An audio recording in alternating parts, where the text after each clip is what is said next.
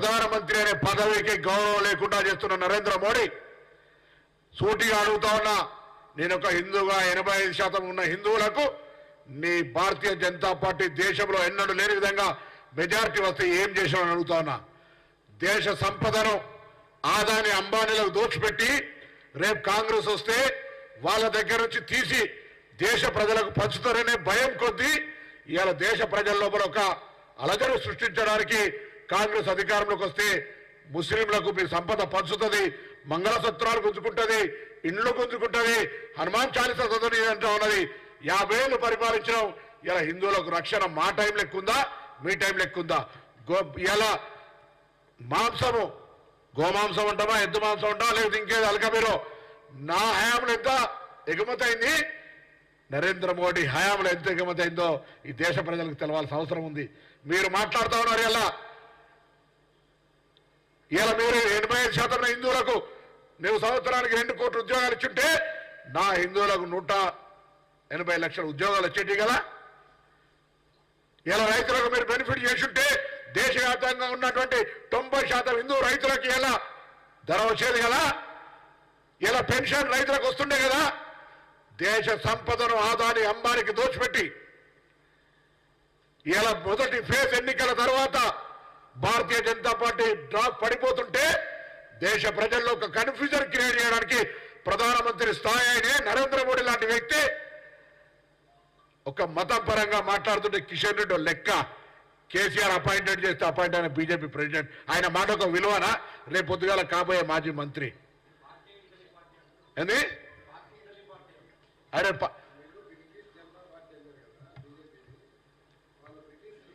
మల్లికార్జున ఖార్గే ఇప్పుడు సరే ఈ దేశానికి కోడలుగా వచ్చిన తర్వాత ఆ భారత సంస్కృతి కూడా తెలియన్నాడు, ఆ భారత జనతా పార్టీ ఉన్నాడని ఏం చెప్తా చెప్పండి? ఆయనకి విద్యార్థినే. భారతదేశ సంస్కృతిలో ఇంటి కోడలుగా పోయిన తర్వాత ఆ యొక్క ఇలా చాలా మంది మనం విదేశాల వాళ్ళు పెళ్లి చేసుకున్నాడు. మొన్ననే మా ఊర్లో ఒక ఆయన శ్రీలంక నుంచి చేసుకున్నాడు, ఒక ఆయన యుఎస్ నుంచి చేసుకున్నాడు, ఒక ఆయన పాకిస్తాన్. ఇక్కడికి వచ్చిన తర్వాత వాళ్ళు ఈ భారతీయులే.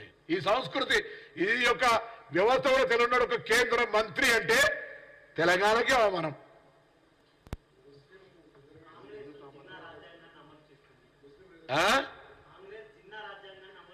ఇప్పుడు వాళ్ళకి వేరే జిన్నాలు ముస్లింలు. నేను అడుగుతా ఉన్నా, ఇలా నిజంగా నీకు చేతనైతే 10 సంవత్సరాలుగా నరేంద్ర మోడీ గారి ప్రభుత్వం భారతదేశానికి ఏం చేసింది, భారతదేశ ప్రజల కొరకు ఏం చేసింది? నేను తెలంగాణ బిడ్డగా అడుగుతా ఉన్నా, తెలంగాణలో ఓటు అడిగే హక్కు భారతీయ జనతా పార్టీకి ఉందా? కారణాలు 4 చెప్తా ఉన్నాయి. ఇలా తెలంగాణ విభజనను 2 సభలో వ్యతిరేకించిన వ్యక్తి నరేంద్ర మోడీ. తెలంగాణ అమరవీరులను అవమానపరిచి తెలంగాణ ఏర్పాటును అవహేళన చేసిన వ్యక్తి. నెంబర్ 2 విభజన హామీలు అమలు చేయలే. నెంబర్ 3 తెలంగాణకు విద్య వైద్య పరిశ్రమ ఏ సంస్థలు కూడా చేరినటువంటి వ్యక్తి. ఇలా తెలంగాణకు మిగతా 29 రాష్ట్రాల్లాగానే మా పన్నులు తీసుకొని మాకేమైనా ఇచ్చినప్పుడు తప్ప ప్రత్యేకించి తెలంగాణ అభివృద్ధి కొరకు ఒక్క నిర్ణయం చెప్పండి, ఒక సింగిల్ డిసిజన్ చెప్పండి. చాతగారి దద్దమ్మలు 4 ఎంపీలుండి తెలంగాణకు వ్యతిరేకంగా ప్రధానమంత్రి మాట్లాడితే తప్పు, ఇది తెలంగాణ అమరవీరులను అవహేళన చేసినట్టు.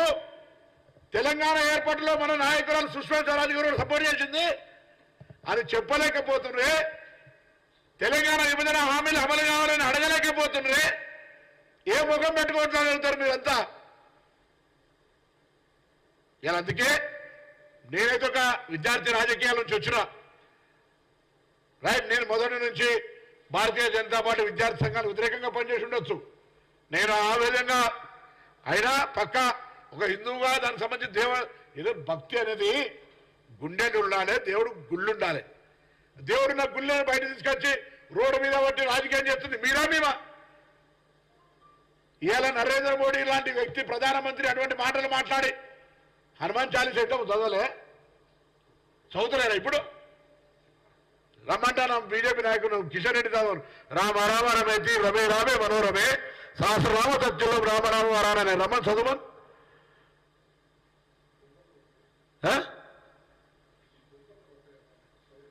ఆయన కనుక అబ్దం అవార్తారం దాతారం సర్వసంపదం లోకాభిరామం శ్రీరామం భూయో భూయో నమమ్యాం.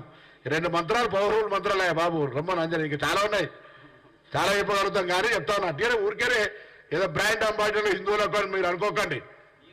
మా బావ కూడా జాతర ఎట్లా చేస్తారు, సెలబ్రేషన్స్ పండుగ తక్కువ చేసావా, ఎల్లమ్మ బోనాలు చేస్తాం, ఎట్లా చేస్తాం మేము. మంత్రికి ఇంత ఎగిరి డాన్స్ చేస్తుంటాం. అరే మీకు ఆ సంస్కృతే లేదు, మీరు ఓన్లీ ఆ ప్లేట్లలో కార్లలో పోతుంటారు, పెట్టుకొని పోయి ఇట్లా పెట్టి విగ్రహాలు పెట్టి తీసుకుంటారు. ఇవాళ మీరు రాముడి విగ్రహాలు ఫోటోలు వంచి అక్షింతలు. అరే నిన్ననే శ్రీరామణం అయింది వారం కింద, కళ్యాణం జరిగిన తర్వాత అక్షింతలు వస్తాయి, ముందే మీరు అక్షింతలు వస్తున్నారు. ఏం తలంబ్రాలు పెళ్లి కాకముందు రాజానా, తలంబ్రాలు పెళ్లి కాకముందు వసుకున్నావా? పెళ్లి అయినాక పిల్ల అమ్మదాడు పోసుకుంటారు, అక్షింతలు తర్వాత వేస్తారు. చారి సాపుకినట్టు ముందేసిరేంది?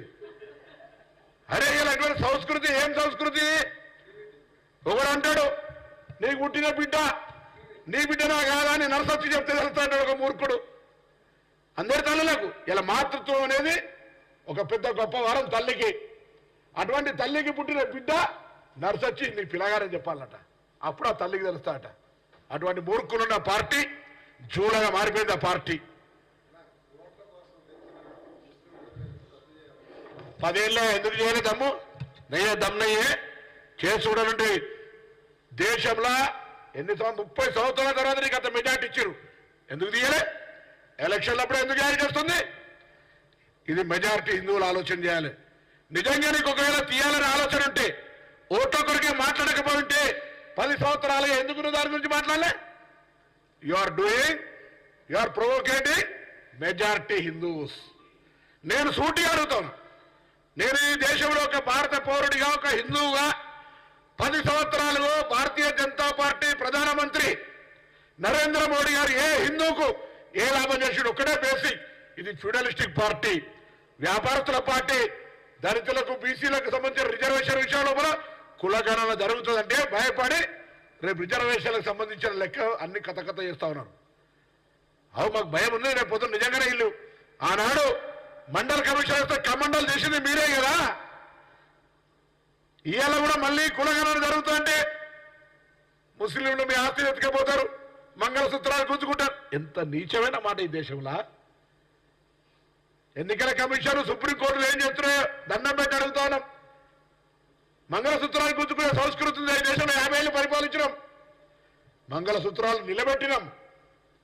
జాగలు గుంజుకున్నామా? జాగలు వంచినాం. ఎవరు ఆస్తులు గుంజుకున్నామా? ఆస్తులు క్రియేట్ చేసిన దేశానికి. హనుమాన్ చాలీసాలు చదవలేరని చెప్తా ఉన్నారు.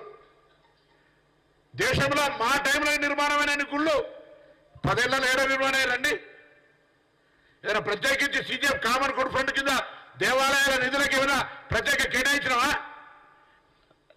మాట్లాడి ఎన్నికల లబ్ధి కొరకు ఇక్కడ ఎట్లయితే ఇప్పుడు సిరిసిల్లలో శివరాజకీయాలు చేస్తా ఉన్నారో దేశవ్యాప్తంగా ఇటువంటి అనేకమైనటువంటి ఫేజ్ 1 గ్రాఫ్ పడిపోయిన తర్వాత ప్రధానమంత్రి స్థాయి, that is example for coming results.